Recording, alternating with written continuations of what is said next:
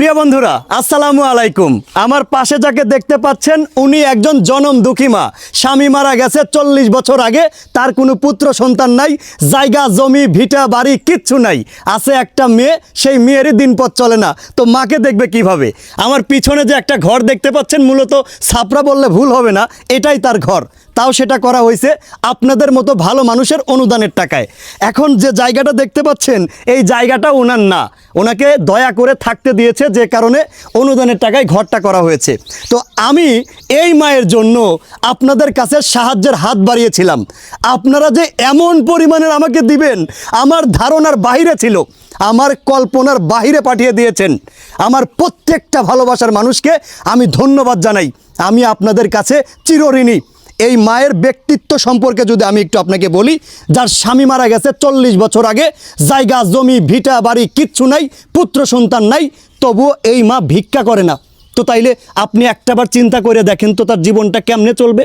ওই বৃদ্ধ ভাতা আর সামান্য কিছু অর্থে তার জীবনটা সে পরিচালনা করতেছে। তো এরকম একটা মানুষের পাশে দাঁড়ানোর আহ্বান জানিয়েছি আমার ভালোবাসার মানুষদের। আলহামদুলিল্লাহ, ওনার সারা জীবনের দায়িত্ব নিয়ে নিছে আমার ভালোবাসার মানুষ কামরুল ভাই, যে আমার ভিডিও দেখে, আমাকে ভালোবাসে, পছন্দ করে। ভাই, আমি আপনাদের কাছে চিরকৃতজ্ঞ, বিশেষ করে কামরুল ভাইয়ের কাছে।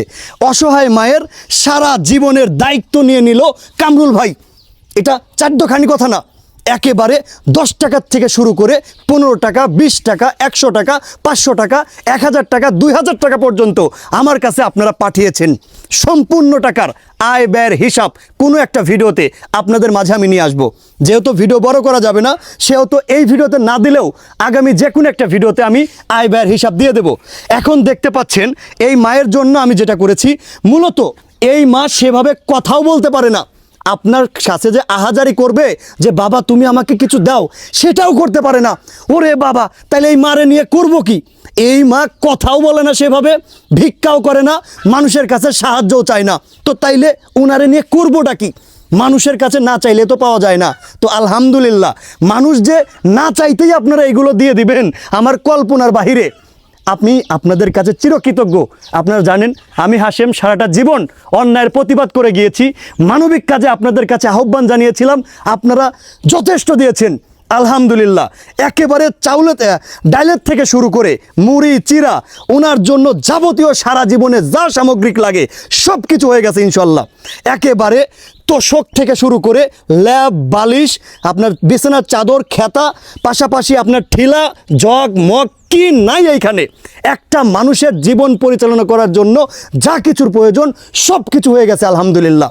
এবং কি এই মায়ের আগামীতে আর কোনো টেনশন নাই, সারা জীবনের দায়িত্ব নিয়ে নিছে আমার কামরুল ভাই।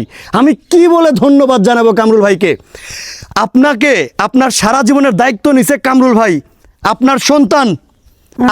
বলেন আপনি কি তার জন্য দোয়া করবেন? দোয়া করবে, কথা বলতে পারবে না কামরুল ভাই, রাগ করলে চলবে না, কথা বলবেন না প্লিজ, রাগ করবেন না। উনি কথা বলতে পারে না, তবে উনি মন থেকে আপনার জন্য দোয়া করে। ওনার কোনো পুত্র সন্তান নেই, আজকের থেকে আপনি ওনার পুত্র সন্তান। আমার প্রত্যেকটা ভালোবাসার মানুষের কাছে আমি চিরকৃতজ্ঞ, এইভাবে যে আপনারা আমার জন্য সাড়া দিয়েছেন। দেখেন, আমি সর্বপ্রথম ফান্ড কালেকশন করার জন্য মাঠে নেমেছিলাম 1 লক্ষ টাকা। তো আমরা চেয়েছিলাম সেই 1 লক্ষ টাকা ব্যাংকে রেখে দেবো, সেখান থেকে প্রতি মাসে যে ইন্টারেস্ট আসবে সেটাই মা দিয়ে জীবন চালিয়ে নেবে। কিন্তু পরবর্তীতে চিন্তা করে দেখলাম, যে মা সারা জীবন ভিক্ষা করলো না, সেই মাকে শেষ বয়সে এসে আমরা সুদের টাকা খাওয়াই কিভাবে? তো তাইলে কি করা যায়? তাইলে ওনার জন্য এমন একটা মানুষ যে ওনার সারা জীবনের দায়িত্ব নেবে। আলহামদুলিল্লাহ কামরুল ভাই, আমি আপনার কাছে চিরঋণী, আপনাকে অসংখ্য ধন্যবাদ এই মায়ের দায়িত্ব নেওয়ার জন্য।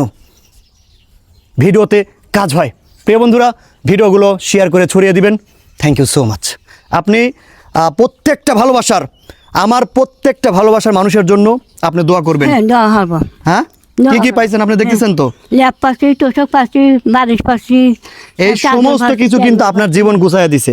তো আমার ভালোবাসার মানুষদেরকে আপনি অবশ্যই দোয়া করবেন সকলের জন্য। তো সকলে ভালো থাকবেন, সুস্থ থাকবেন। আমি আপনাদের কাছে চিরকৃতজ্ঞ ভাইয়া। Thank you so much.